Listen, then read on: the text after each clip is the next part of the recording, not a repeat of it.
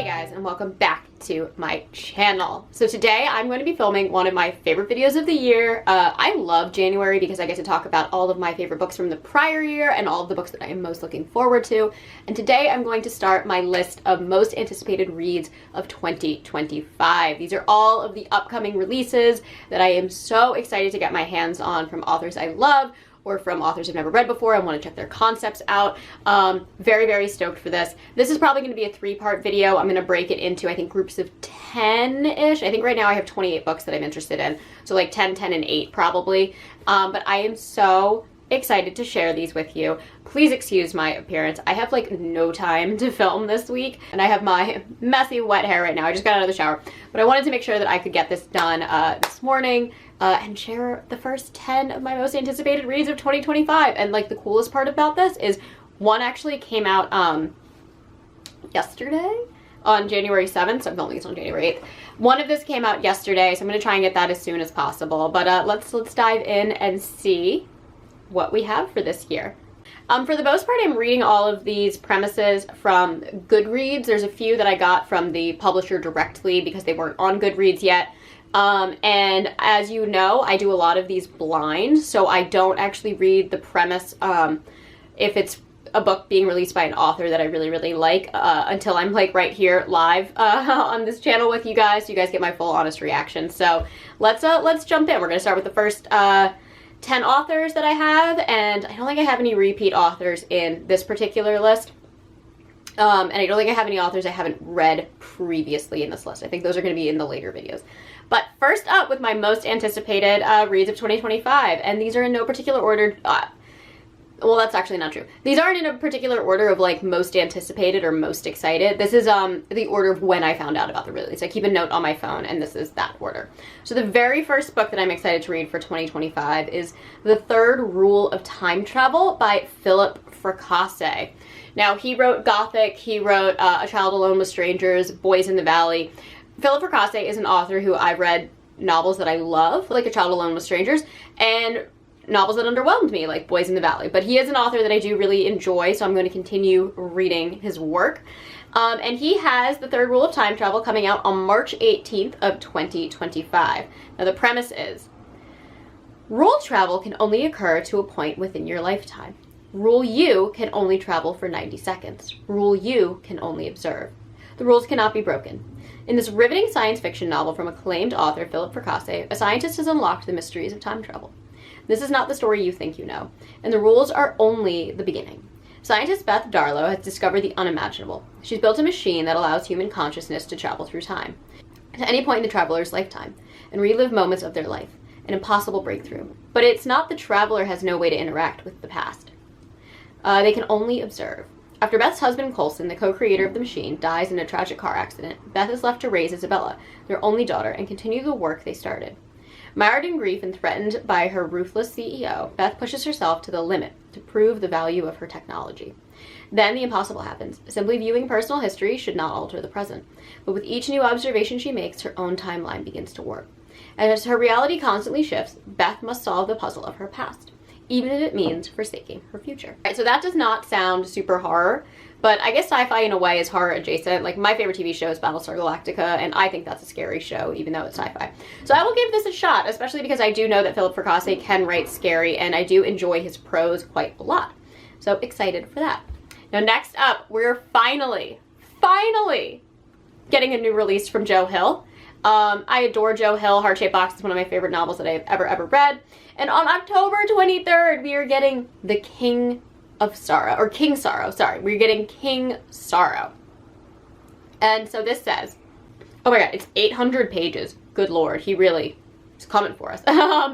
Okay, so this says, Arthur Oakes is an outsider. His mother is in prison. His father is long gone. So he spends his time lost in the legends of English mythology. Then one unintended incident, one moment of standing up for another underdog, leaves his mother in danger, and him with orders to steal rare books from the college library. And the events that will unfold from that single act of bravery will lead to slaughter. Because his gang of 6 close friends, all outsiders, intend to use a tome found in human skin in an arcane ritual to summon the notorious dragon demon King Sorrow to kill their tormentors. They enter into a pact. King Sorrow will kill the couple who have been terrorizing the group in exchange for their worship. But dragons are not to be trusted, and soon they realize this isn't just revenge. They must repeat the ritual every year, including choosing who their king will kill next. From 1980s Midwest America to 2020s England, King Sorrow is a game-changing horror novel with an unforgettable cast led by 6 clever, damaged protagonists battling all manner of menaces, both supernatural and all too human. Unmissable fans of Stephen King, Jordan Peele, and Lee Bardugo. Ooh, okay, so he's kind of stepping into his father's shoes. Stephen King is his father, if you don't know. And adding, like, fantasy adjacent here. But I'm about this. I'm very excited. I'll pretty much read anything that Joe Hill releases just because I've enjoyed every single book that I've read from him. And I always find that the premise is never exactly what it seems. His books have a lot of seriously well-done emotional depth and range. So very, very, very excited to finally get something new from Joe Hill. 800 pages. Ooh. Doorstopper. Okay, next up. This book was actually on my list last year because it was supposed to come out, I believe, in July of 2024. Don't know what happened, but it is getting released on January 14th of 2025, and that is Witchcraft for Wayward Girls by Grady Hendrix. Now, I love Grady Hendrix. I talk about My Best Friend's Exorcism all the time. Southern Book Club's Guide to Slaying Vampires was fantastic. How to Sell a Haunted House, definitely enjoyed that. So I am very, very, very excited for his next romp through humor and horror. That's the best way that I have found describing Grady Hendrix. Very darkly humorous, very lighthearted humor as well. Still can have that gore and that scare factor, which I think is great. So yeah, this comes out January 14th, and here is the premise. There's power in a book. Ooh, we have more with books. They call them wayward girls, loose girls. Girls who grew up too fast, and they're sent to the Wellwood home in St. Augustine, Florida, where unwed mothers are hidden by their families to save their babies in secret, give them up for adoption, and most important of all, to forget any of it ever happened. 15-year-old Fern arrives at the home in the sweltering summer of 1970, pregnant, terrified, and alone, under the watchful eye of the stern Miss Wellwood. She meets a dozen other girls in the same predicament. There's Rose, a hippie who insists she's going to find a way to keep her baby and escape to a commune,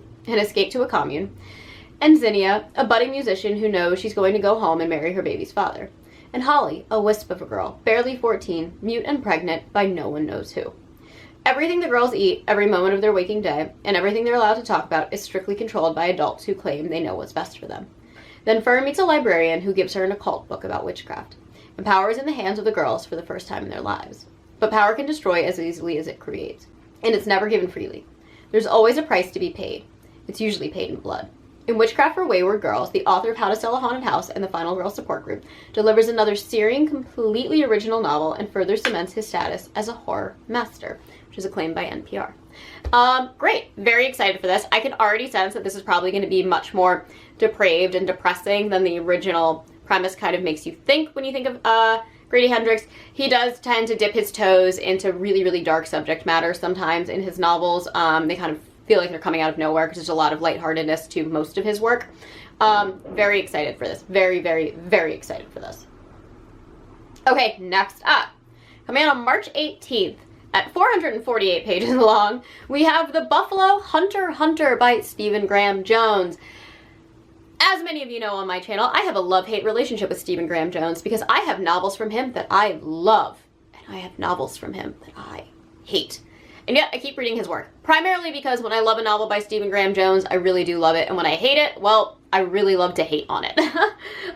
So we're definitely going to be picking up his latest release, and the premise for this one is a chilling historical horror novel set in the American West in 1912, following a Lutheran priest who transcribes the life of a vampire who haunts the fields of the Blackfeet Reservation looking for justice. A diary written in 1912 by a Lutheran pastor is discovered within a wall. What it unveils is a slow massacre, a chain of events that go back to 217 Blackfeet dead in the snow, told in transcribed interviews by a Blackfeet named Good Stab, who shares the narrative of his peculiar life over a series of confessional visits. This is an American Indian revenge story, written by one of the new masters of horror, Stephen Graham Jones. Okay, the premise sounds great. Stephen Graham Jones has his weird gonzo writing style, and I wonder how that's going to translate into this, especially with the historical setting, which I'm about, but I really feel like he's going to lean heavily on language in this book. So I'm very, very interested to see.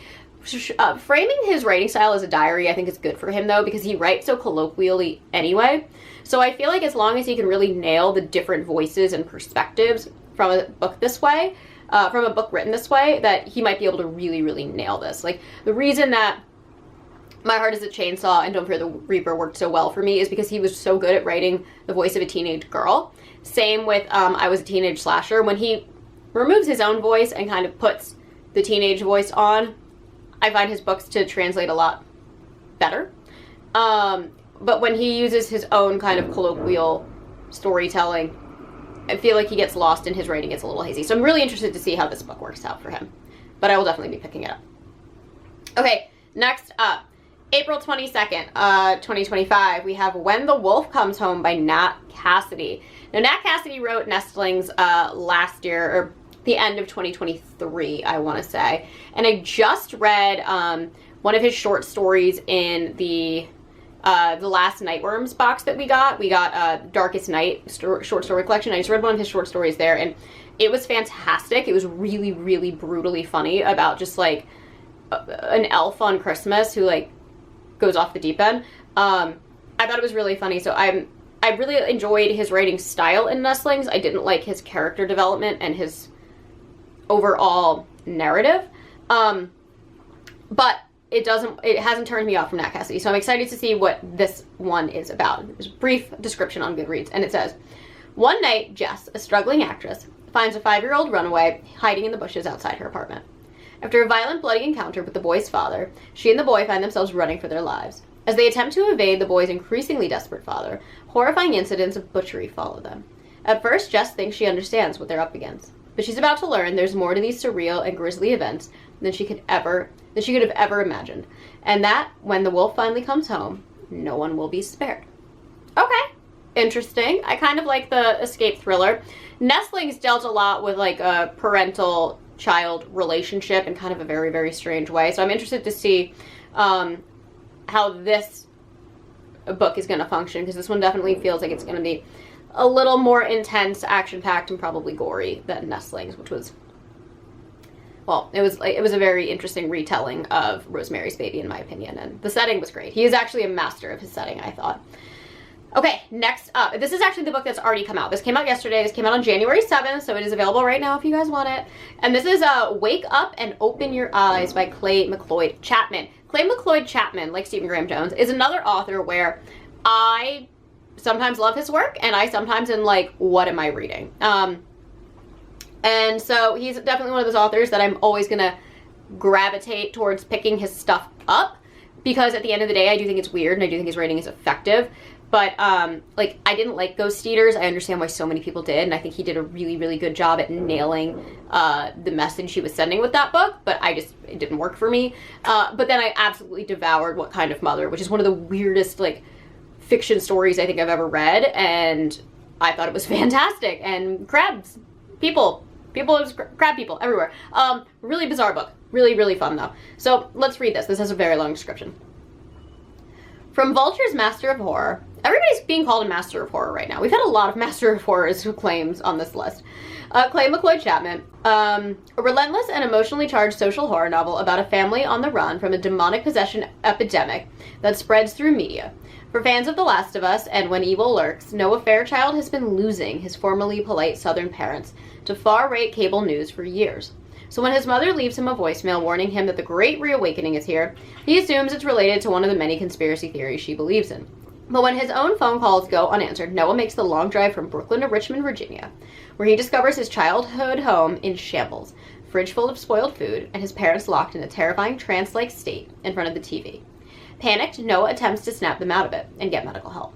Then Noah's mother brutally attacks him. But Noah isn't the only person to be attacked by a loved one.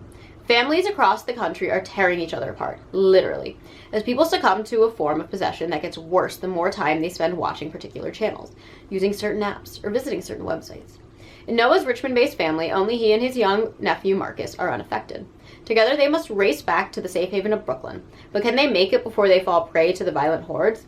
This ambitious, searing novel from one of horror's modern masters, there we go again, holds a mirror to our divided nation and will shake readers to the core. I was going to say, this sounds very, very, very politically driven.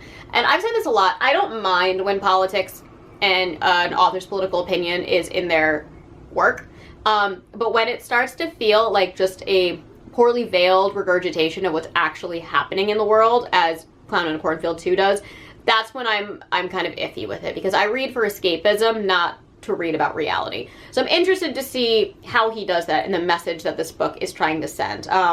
So I do, again, enjoy Clay McCloy Chapman. I'm interested to see what direction that book is going to take. Glad I know going into it, it is going to have a very, very, very, very, very, very sharpened political agenda with it, though. Sometimes they blindside you with it, and you're like, Clown in a Cornfield, and you're like, no, oh wait, no, I recognize this. I remember exactly when this happened in real life. They just weren't dressed as clowns. So there's that. Anyway, next up, on April 15th, we are finally getting a new full-length novel from Ronald Malfi. This novel is called Senseless. I love Ronald Malfi so much, but he has only really been releasing short story collections recently and like collections of novellas. I struggle to read short story collections. I just they don't always work for me.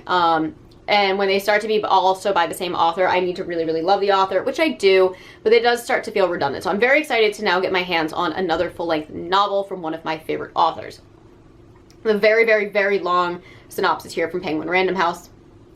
So it says, a page-turning, supernaturally tinged LA puzzle box thriller, Zodiac with teeth, from the Bram Stoker Award-nominated and best-selling author of Come With Me. Perfect for fans of Riley Sager and Lauren Bukes. What do you see? When the mutilated body of a young woman is discovered in the desert on the outskirts of Los Angeles, the detective assigned to the case can't deny the similarities between this murder and one that occurred a year prior. Media outlets are quick to surmise this is the work of a budding serial killer. But Detective Bill Rennie is struggling with an altogether different scenario, a secret that keeps him tethered to the husband of the first victim. What do you hear? Maureen Park, newly engaged to Hollywood producer Greg Dawson, finds her engagement party crashed by the arrival of Landon, Greg's son. A darkly unsettling young man, Landon invades Maureen's new existence, and the longer he stays, the more convinced she becomes that he may have something to do with the recent murder in the high desert. What do you feel? Toby Campen, the self-proclaimed human fly, begins an obsession over a woman who is unlike anyone he has ever met. A woman with rattlesnake teeth and a penchant for biting. A woman who has trapped him in her spell. A woman who may or may not be completely human. In Ronald Malfi's brand new thriller, these three storylines converge to create a tapestry of deceit, distrust, and unapologetic horror. A brand new novel of dark suspense set in the City of Angels, as only horror's Faulkner can tell it. Okay, so we don't have a master of horror that time. We have a quote-unquote horror's Faulkner. I love all these authors. I just think it's so funny how they constantly kind of say these like weird taglines for them. Very cool. Very, very, very excited. Ronald Malfi, I think, does thrillers really, really well. December Park is probably my favorite thing that he's ever written, which is pretty much exclusively a thriller story. It's also like a coming of age story, but I'm really excited to see this, and I love that he's doing like the LA setting. I think this is going to be fantastic. I hope I'm right, because I love me some Ronald Malfi. But yes, so I will definitely be picking that up. Okay, we also have a new novel by Catriona Ward, which will be out on October 7th, and it is called Nowhere Burning. I'm so pumped for Catriona Ward. She's probably best known for The Last House on Needless Street, but my second top read of 2024 was Looking Glass Sound for this year, so I am just at the point where I'm just going to pick up basically anything she writes, because I just find a lot of joy in her books. I think she's very, very good at writing these kind of twisty-turny novels and really getting different and intriguing messages across. Now, I didn't love Little Eve, but that's really the only novel that I've read from her that didn't work for me. So let's hear what this one's about. Set in the unforgiving maw of the Rocky Mountains, Nowhere Burning is the latest harrowing novel from best-selling author Catriona Ward. Perfect for fans of Riley Sager and the hit series Yellow Jackets. Ooh, okay. A refuge for lost children may also be their prison. In the middle of the night, Riley pulls her younger brother Oliver out of bed, and the two run away from home. Riley is intent on joining a group of teenagers squatting in the abandoned ruins of an infamous movie star's ranch, Nowhere. For actor Leif Winham, Nowhere was a place to hide from his fame, and to hide his crimes, until a fire ravaged his home and exposed him as a murderer. It is rumored that the ranch, nestled in the peaks of the Rocky Mountains, is now home to a group of feral children, a place where adults cannot enter, and Riley hopes to find a new family there. But the Nowhere kids are fierce in defending their turf and their clan, and Riley quickly realizes that while she and Oliver may have left the devil they knew, this group is a new type of diabolical. For something dark lives in the burned shell of nowhere, something which asks a terrible price for sanctuary. All right, so this reminds me already a little bit of Sundial meets like Manson Family. I'm excited. I really am pumped about the kind of like nowhere setting of the Rocky Mountains. I've been to the Rocky Mountains. The Rocky Mountains are amazing. So I can really see, I can really hopefully see where this book is going to go. I mean, hopefully not. I hope I get totally blindsided by the twist. Like, that's awesome when that happens. But definitely pumped for that.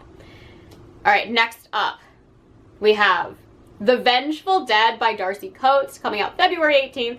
This is the conclusion to the Gravekeeper series. This is book 5. I've been reading this series on my channel since it came out. I love this series. I think it is so, so good, and I'm so excited for the conclusion of it. Definitely one of the stories that I am the most excited to read this year, primarily because it's one of these series that has fully impressed me. I've really enjoyed every single book in the series. I'm excited to see what the conclusion is. I'm going to read the premise now. Again, this is coming out on February 18th. Hopefully there aren't too many spoilers for previously in the series, but if you haven't read the series, maybe like skip ahead 30 seconds just in case. How far will she go to save the damned? Kira is caught in a deadly battle. Her ability to help ghosts move on from the mortal world has made her a threat to Arctic, a powerful corporation intent on trapping the tortured dead for profit. They've been tracking her for years, and now finally, there's nowhere left for her to run. Arctic fears Kira and everything she's capable of.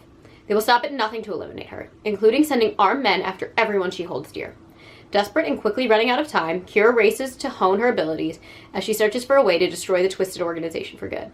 But at least now she's no longer alone. Her friends have offered to follow wherever she leads, even if that means a direct strike deep into the heart of Arctic's central base, into the certain death waiting for them there. I'm so excited. Zoe, Mason, Harry, and Kira are all just characters I love reading about. So excited to see where their story concludes. It makes me so sad. But I'm really pumped on this. If you haven't read this series, this is the story of Kira, a girl who wakes up one day being chased by a group of men, and finds refuge in a small town where she befriends a bunch of like local misfits, and also realizes that she can communicate with ghosts, and then she uses her power to kind of help those ghosts move on from this plane. It's a great story. The books have kind of this like almost like standalone narrative for the first two, and then start to really create world building that I think works around the mystery, because those first two novels really get you so close with our main cast of characters, and I just think that the series is fantastic. So I am so excited to read the conclusion, and it makes me really sad that we're coming to the end. But 5 books in, I usually don't like series, and this is the #1 series that I always read right when it comes out, and I've enjoyed the whole way through. All right, and last but not least on this list, we have my Ex the Antichrist by Craig DeLuey. Now right now, the date that I have for this just says June 2025, but I think Jump Scares posted that it is coming out on June 1st. So I'm not 100%. I've seen one date and then obviously a second date. So I don't know. Also, Jump Scares, like read Jump Scares, the blog. I actually, the ones that I just read, I actually found myself, but almost all of the videos, almost all of the books in the following videos, I found from Jump Scares blog. It's an amazing blog. I believe it's literally just readjumpscares.com. Very fun. The person who runs it used to work for Tor Nightfire and would do this kind of yearly release anticipation list every single year. They're great, but I always try and find things that they might not have as well. But I do believe I got that date from that blog. Anyhow, at some point in June 2025, My Ex the Antichrist by Craig DeLuey will be coming out. Now, I've only read 2 things from Craig DeLuey so far. I read How to Make a Horror Movie and Survive, which came out this year, and I didn't love, but I liked how much Craig DeLuey liked writing about the subject matter. And then Episode 13, which is probably his best known work. Loved the first half of that novel, and then it went super House of Leavesy and got really weird and was no longer about the concept I thought I was reading about. However, you can see how much Craig DeLuey really enjoys his craft, so I am excited to read his stuff, and he always goes in a different direction than what I think the premise is leading me to, so definitely always an author that I like picking up. So let's see what this one is all about. When a rock musician learns her ex-boyfriend is the biblical Antichrist, she must find a way to stop him before he grows powerful enough to end the world. Daisy Jones and the Six meets the Omen in this novel about music, love, free will, and the apocalypse. At the end of 1999, the Shivers fought Universal Priest in the Armageddon Battle of the Bands in Bethlehem, Pennsylvania. What started the riot that claimed the lives of 9 teens and left dozens more battered and bruised? In 2010, the Shivers From woman Lily Lawless walked into a police station to confess to murder. Why did she do it? And why did she wait 10 years to confess? The punk band broke up after Lily's arrest, its members refusing to talk to the press. What secrets were they protecting? And who really was Drake Morgan, one-time frontman of the Shivers, who went on to form the dystopian rock band Universal Priest? In this oral history, the members of the Shivers finally tell all about how a rock band that inspired a generation might have saved the world. Ooh, that actually sounds really, really good. So one of my favorite, probably my favorite nonfiction book of all time is Please Kill Me, which is an oral history of punk rock. So I think this is a really, really cool premise to do for a story, especially because I also love the time period. Like 90s rock into early 2000s rock is kind of my like sweet spot of like my favorite music ever. So I'm really, really, really excited. I will say these bands sound a little caricature-y. Like I can see them leaning into more like the hair metal vibe, and I do know that DeLuey really likes his 1980s era. So I'm really, really interested to see where this goes. Lily Lawless is a really, really funny name.